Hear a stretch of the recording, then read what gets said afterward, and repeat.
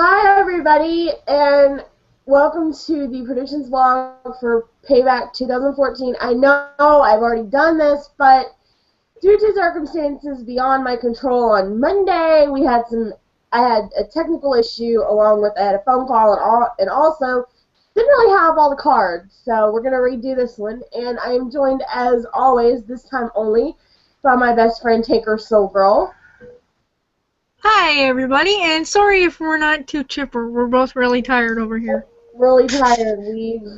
Let's just put it this way, guys. We had a long night. So anyway, so this time around we have the full card. We have all the matches that we talked about on Monday, plus two more matches added in. So we're gonna jump right on into this thing. And the first match is the pre-show. It is against Hornswoggle and El Torito, and it is a hair versus mask match. If you're not familiar with this particular match, basically what happens is the loser either gets his head shaved or has to take off his mask. Kane was in one of those, and it was similar to that. Yeah, and but I think it was like win the world heavyweight title or lose your mask or something like that. Stupid Eric Bischoff. Yeah, and CM Punk did one several years ago actually 4 years ago at Over the Limit against Rey Mysterio. And lost and ended up bald and haha. Bald-headed as a cue ball. So the interesting thing about these hair versus mask matches is you don't really know who's going to be the winner until the very last second.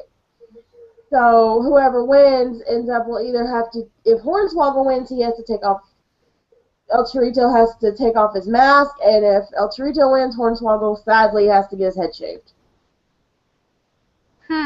Yeah. So, and this is a really interesting one because Hornswoggle has never, I think in the last several years, we haven't really seen Hornswoggle do a lot of in-ring work. So this is a very interesting storyline for him because he was, for the longest time, the only midget wrestler in the WWE, and now you have El Torito.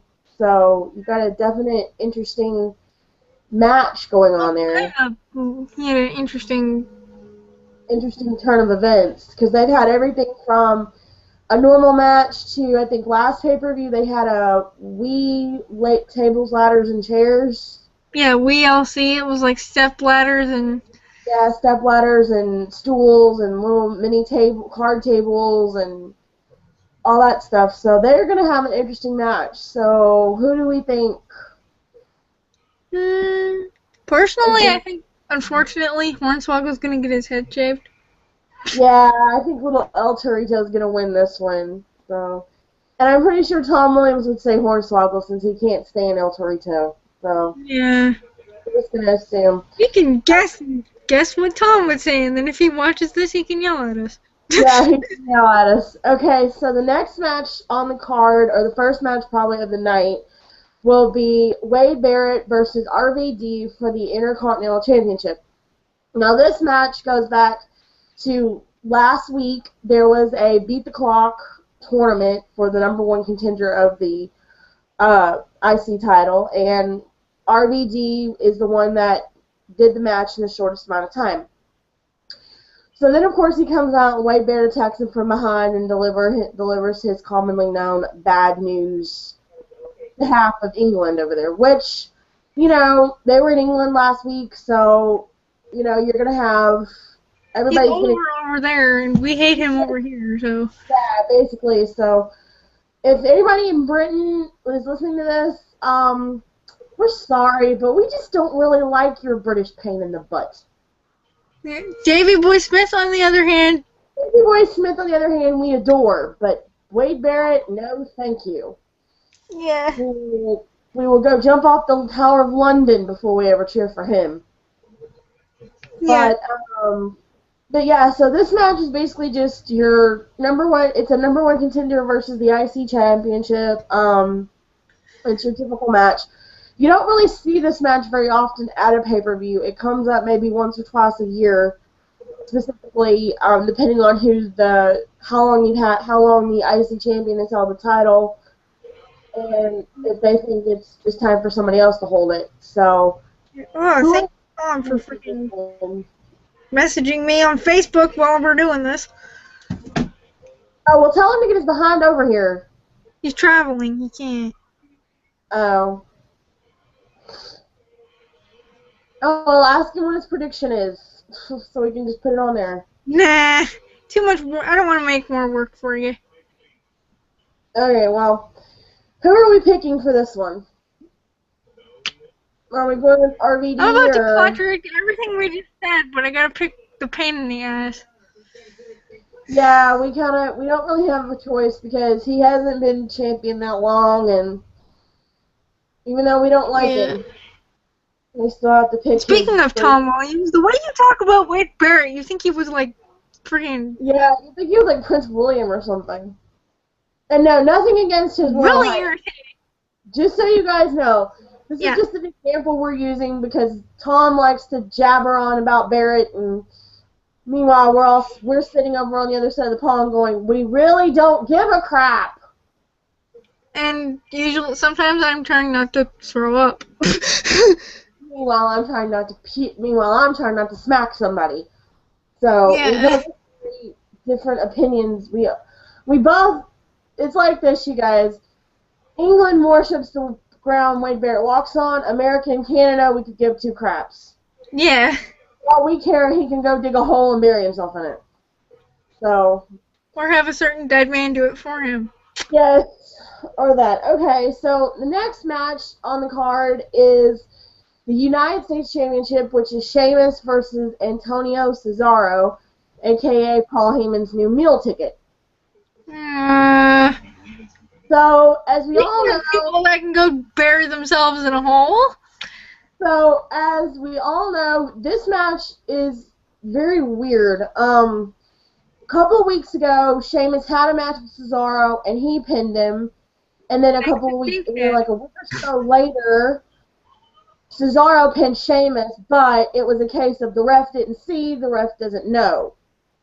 Or, in other words, if the ref doesn't see it, it doesn't happen. So, and if you're wondering what we mean by that, we call it a dirty pin, which means Cesaro pinned Sheamus in an illegal way and the ref didn't see it. Thanks to Paul Heyman. Yes, thanks to that annoying pain in the butt. Okay, I'm just going to put this out here. Go ahead. It's May already. Almost June. And I'm already sick of my client, Brock Lesnar. Oh, don't. Yeah, I know what you mean. Oh, also, I'm going to point this out. If any Hart family fans are listening to this, go on Paul Heyman's Twitter and kick his ass for what he said last night on NXT TakeOver. If you didn't catch it, pull it up on YouTube or read it. And you guys will know what we're talking about. Or if you didn't see it, he basically asked if men who marry into the Hart family get neutered before or after they're married. Basically. So if you guys want to, if anybody wants to take that over, go to Twitter and take it out on Paul Heyman. Don't take it out on us because we're just, I read it. So that's just all I can say like about that I said, another person that can dig a hole and bury himself in it. So anyway, or have Taker do it for him again. That pain in the butt. So it's Sheamus, like I said, it's Sheamus versus Antonio Cesaro, and this match is basically a match where both men have at one point held the United States Championship. Sheamus held it several years ago. Cesaro held it when he first came into the company. So basically, it's a former/current champion versus a former champion. Are you sure about that? Well, yeah, I mean, Cesaro did hold the title a couple of years ago. I think so, yeah. I don't remember. Yeah, he held the title a couple of years ago before he came in, and Sheamus did too. Sheamus held it, only Sheamus wasn't a face when he held it the first time. He was a heel. Ah, okay. This was the first time. I'm going with Sheamus because I don't like Cesaro. Yeah, we're both going to go with Sheamus, and knowing Tom, he'd go with Cesaro. And besides, Sheamus happens to be my mom's favorite wrestler because of the whole Celtic Warrior thing. Well, everybody loves Sheamus. He's the only Irishman on there right now that can get away with bringing us a pint, and we'd all just sit there and drink it because we wouldn't really give a crap. Yeah. Okay, So the next match on the card is for the Divas Championship, and it is against the Divas Champion Paige versus a very slightly disturbing Alicia Fox. This one is tough because Paige is good, Alicia's good, so But let's think about this. Over the course of the last few weeks, Alicia Fox has kind of gone a little crazy. And yeah. no, I'm not talking AJ crazy. I'm talking like Beyond AJ crazy? jealousy crazy over the fact that and I'm just going to point this out, even though, yes, in the WWE, Paige is considered a rookie status, she is at veteran level.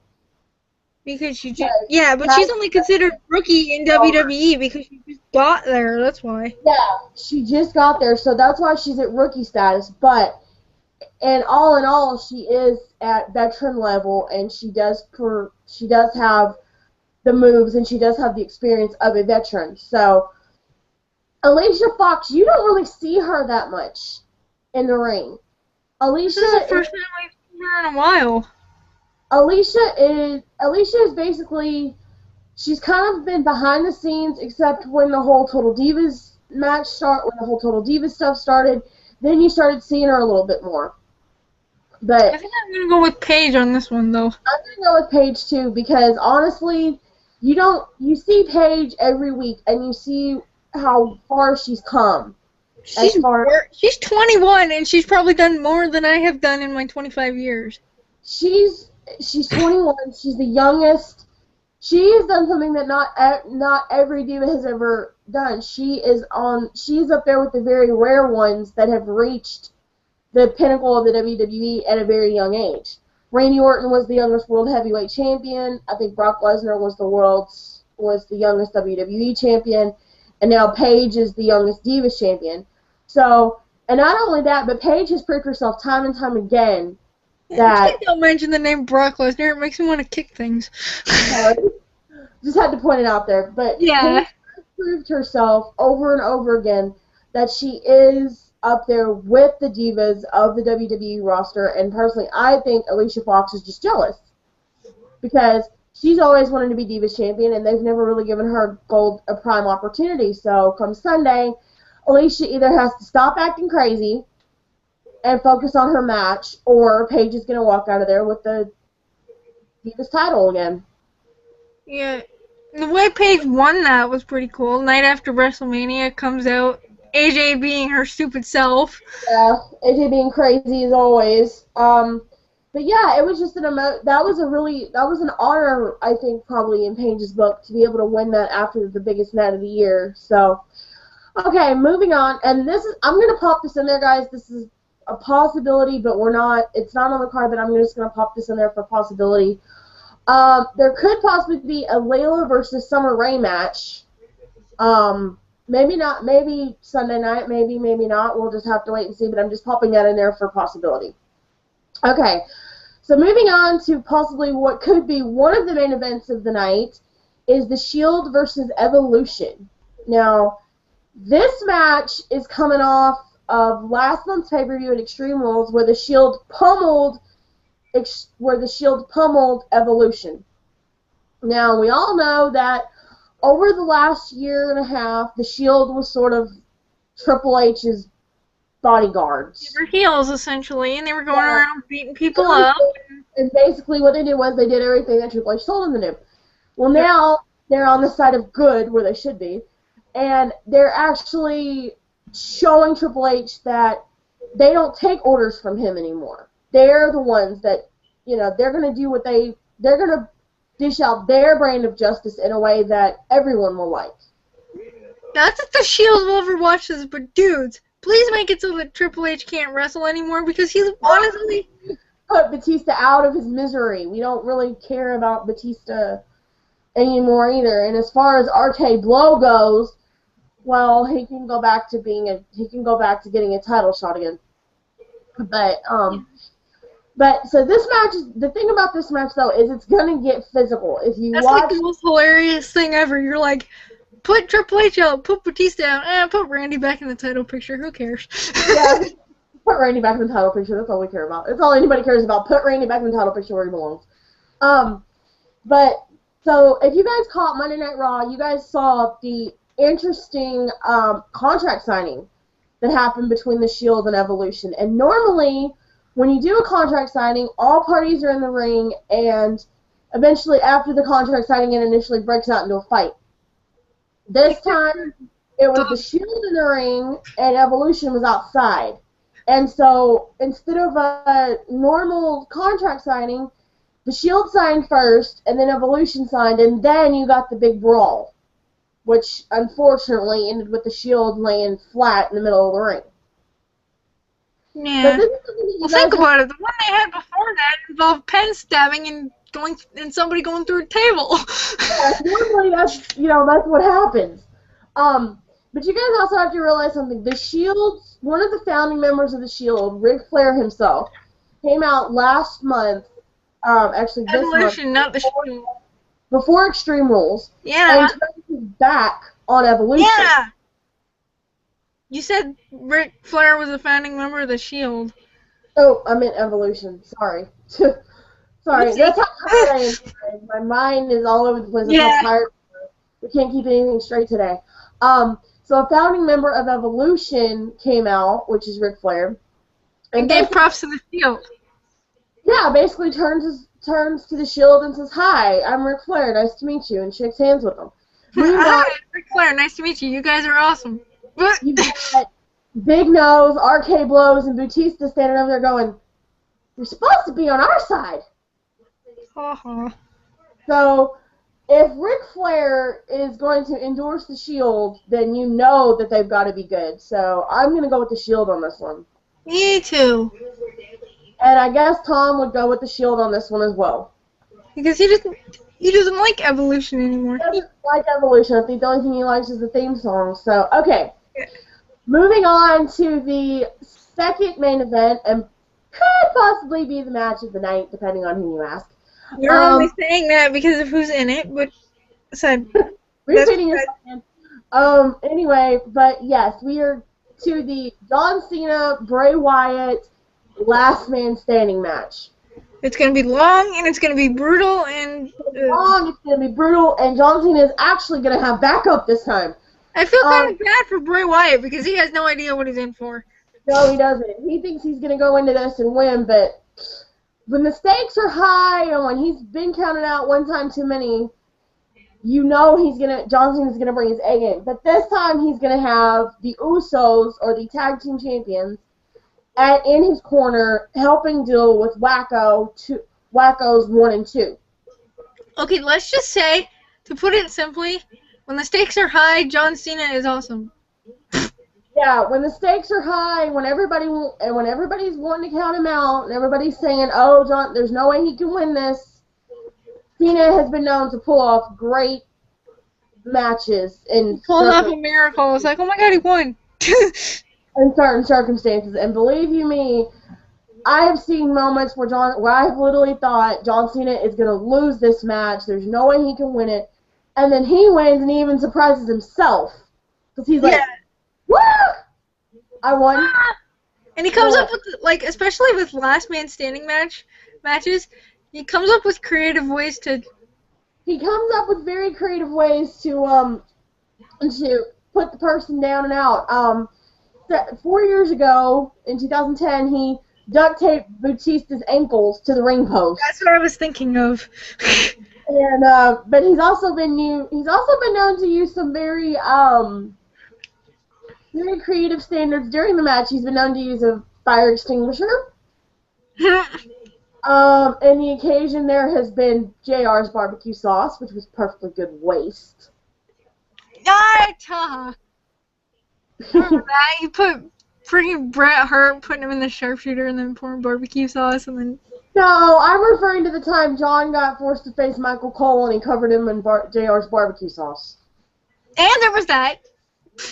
None of us want to... Yeah, that was a perfectly wasted good barbecue sauce. Yeah. Michael Cole. He's thrown people off the top of cars. A Batista reference. He's done just about everything, but He then again, also, attitude adjusted Kali off of a. yeah, he did that too during the last man I don't know standing what the match. heck that thing was, but it was a Also thing. had, Cena's also had some instances where he's been in a last man standing match, and he's gone through some pretty difficult ones. Against Ryback, I think it was just last year, they both went through the Titantron, Yeah. if memory serves. And then a couple of years ago, Show put him through a strobe light. That Which was in 2009, I think. 2009, so a couple of years ago. And believe me, it scared the devil out of me. Wasn't the only one. And then in 2010, Batista tried to run him over with a car. No. If you know, and if you guys remember the date of that specific pay-per-view, I'll just put it to you this way. If Yeah. you are a fan of any of a particular wrestling family and you know what that date is associated with, you probably would have been like us, holding your breath and praying to God we didn't end up with 2 anniversaries on that day. Yeah. But luckily But yeah, okay. God but damn it, phone. But luckily, Cena was able to, sidestep it, and he was okay. But anyway, this match is going to be interesting because they've had Bray Wyatt and John Cena have had. Sorry, we got off the rabbit trail. John Cena and Bray Wyatt had 2 great matches. One at WrestleMania 30 and one in Extreme Rules. Now, the Extreme Rules one earlier this month was probably one of the best matches I'd seen in a long time, especially with Cena. But I think the thing that really freaked Cena out was, again, the little boy at the door, and Cena just kind of got freaked out, and he jumped back in, which is what led Bray Wyatt to winning. But this time around, You're going the wrong way. exactly. Popped into my head talking about that. It's like, you're going the wrong way, dude. But this time around, though, Cena has backup in the form of the Usos, and he and the Usos have formed a pretty good friendship over the last couple of weeks. Because the Usos also have their problems with the Wyatts. Yeah. So, to see the tag team champions teaming up with one of the greatest, and I'm saying this because it's the truth, one of the greatest champions, in my opinion, not everybody else's probably, but in my opinion. Especially not me, considering who my favorite guy is, but anyway. Considering. But to see those 3 teaming up is really something that I'm looking forward to on Sunday, because I want to see if the Usos are really going to be able to help Cena, because God, I hope. that John is not going to, he can't go out there by himself this time around. This isn't your typical, you're not dealing with a typical heel. You're dealing with a wacko.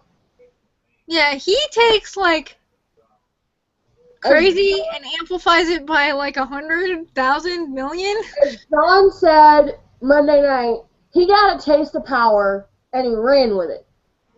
What did you think of him attacking Jerry Lawler, by the way? Oh, yeah, that was another thing I was going to bring in.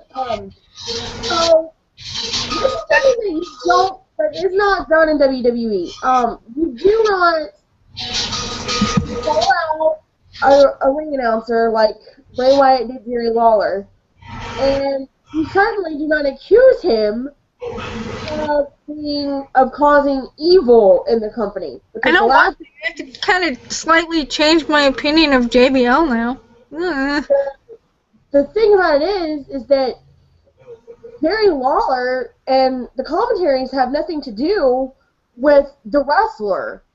Jerry and John are friends. Yes, that's true. JBL and John were friends. Cole and Cena are friends. They're all friends, yes. That's why they say what they say about him. But you don't accuse them of being the evil behind something like that. You can't attack a man like Jerry Lawler who just had a heart attack on us not too long ago, like a year or 2 ago, I think now. Yeah, they're coming back to Montreal in July, and that was the first thing I thought of was I hope he doesn't have it. Now when you think of Montreal, you think of Montreal, you think of the screw job. Now you think, oh my God, Jerry Lawler had a heart attack. Wait, Montreal's not Montreal. Or me, who thinks of both. Yeah. Montreal's kind of got a bad rap, when it comes to WWE. No offense to them. No offense, you guys, but just saying. But yeah, you don't take a man of Jerry Lawler's age and Jerry Lawler's health problem, which is a heart attack, because yes, a heart attack is a health problem, because you can't have more than one heart attack. That's You don't take a man like him, put him in the ring, and then want to Sister Abigail him just because he doesn't like you. Not to mention he's a legend. Yeah, that's the thing that, okay, you guys have heard me say this. Well, I don't know how many of you guys have actually heard me say this, but this is a pet peeve of mine. Honestly, this is my biggest pet peeve. If you're coming into the WWE and you want to make a statement, do it the right way. Do not attack a legend. For the love of Pete, don't do it. Because Randy did it the right way. He attacked Undertaker and it somehow worked. not only will you tick off the locker room, because they're not going to like you for doing it, you're going to tick off the fans too. Because we care, because, just put it this way, you guys, ask Nexus how hated they were after what they did. I think they attacked everybody they could get their hands on. They attacked everybody like the they could Shield. get their hands on. But now you have to give the Shield this. They never attacked a Hall of Famer. You have to give the Shield that. They didn't attack a Hall of Famer. No. For some weird reason, even though I didn't like them to start with, the Shield got my respect fairly quickly, because they never went after a Hall of Famer. They never attacked a legend. Well, they did. Technically, Taker's a legend, and they attacked him. Yeah, they attacked him, but, I'm talking about, like, a retired legend, like Bret Hart or Jerry or Jimmy Mouth. Oh, my God, when Nexus attacked Bret Hart, that was the scariest thing I've ever seen in my life. When Nexus attacked Bret Hart, I think we all just about wanted to pummel him. Something tells me somebody was watching. And yet, the only person in that whole group that actually had sympathy was the current WWE World Heavyweight Champion, Daniel Bryan. Oh, also, we have to mention this. I forgot about this. Come Sunday, Daniel Bryan has to make the hardest choice a WWE superstar and or diva ever has to make. When you're injured, when you're injured and you're a champion, you basically have one of two choices. You have to surrender the title, or they have to strip you of it. Yeah. In Bryan's case, he doesn't get that decision. He either surrenders the title, or his beloved new bride, Brie, loses her job. Now, when you're in Daniel Bryan's place, and you've just won the title little over a month ago, you're newly married, you're stuck between a rock and a hard place, because you want that title, you've worked your whole life to get to that title. You went through 8 months of hell to get that title. Don't get me started. And then your boss looks at you and goes, "Oh, if you don't give me back the titles, I'm gonna fire your wife." Yeah, Brie shoved her, but really? Stephanie had it coming. She's had her hands put... Hello, she used to wrestle. She's had her hands put on her in worse ways than that. She's had hands put on her by superstars, divas, her family. People have put their hands on her. So, honestly, what Brie was basically doing was she's basically telling her, look, stay away from us. Don't come anywhere near us. You're the reason he's hurt. And yes, she had to get a little physical, but sometimes when you're defending the person you love, you have to get physical. And you can't tell me that she does not have control of Kane. Duh. If you guys don't know what we're talking about, go back a couple of weeks ago and look at what Kane did to Daniel Bryan. 3 tombstones. On the tombstone. Somebody's gonna reteach him how to do that. Let's see. I believe it was in the ring, on the table, and on the steel steps, right? Yep. Okay, 3 tombstones in 3 different places. That's not kosher, especially with a guy who just went and had neck surgery. Also, we want to tell Daniel, Daniel, we know you're not watching, but we want to say, hurry up and get well, because seriously, dude, Please. you've done the one thing that not even CM Punk could do when he was champion, and that's win everybody over in less than a couple of months. Yeah. So, but yeah, we just wanted to send our best well wishes to Daniel, and also but we had to bring that up because come Sunday night, Daniel has the toughest decision anybody in WWE ever has to make. Except this And time, Stephanie does have perfect control over Kane, and she knows exactly what she's doing. exactly. Because the only other person that ever had control over Kane is now, sadly, resting peacefully to sort of reanimate what Taker always says. Yeah. But yeah, so come Sunday night. Taker can't control Kane sometimes. That's definitely the truth. So come Sunday night, we have to see if Daniel Bryan either relinquishes his title and his championship status, or if his wife is without a job. And honestly, in my opinion, I believe, because he knows how much Brie loves the company, he knows how hard she's worked to be there, I believe Daniel will, unfortunately, relinquish his title. All I care about is that he doesn't get into a fight. But honestly, I think if you're gonna I'll just put it this way: if you're gonna relinquish your title, don't relinquish it to the boss. Go out there, do what Edge did, even though it's the hardest thing you ever have to do. And honestly, you guys, this is the hardest thing they have to do, because when they have to relinquish that title, when they have to surrender that title back and the title becomes vacant, yeah. That's the hardest thing anybody has to do, especially when you've worked as hard as Daniel Bryan has. No, Taker's never relinquished it. He's been stripped of it. But over the course of 4 years, Daniel Bryan has worked his hard to get that title. I know. And Daniel Bryan's not the first one to have to do this. John Cena's had to do it. Edge has had to do it. There have been a lot of great champions that have had to relinquish that title because of injury. And John had to do it, but he was faking it. John had to do it.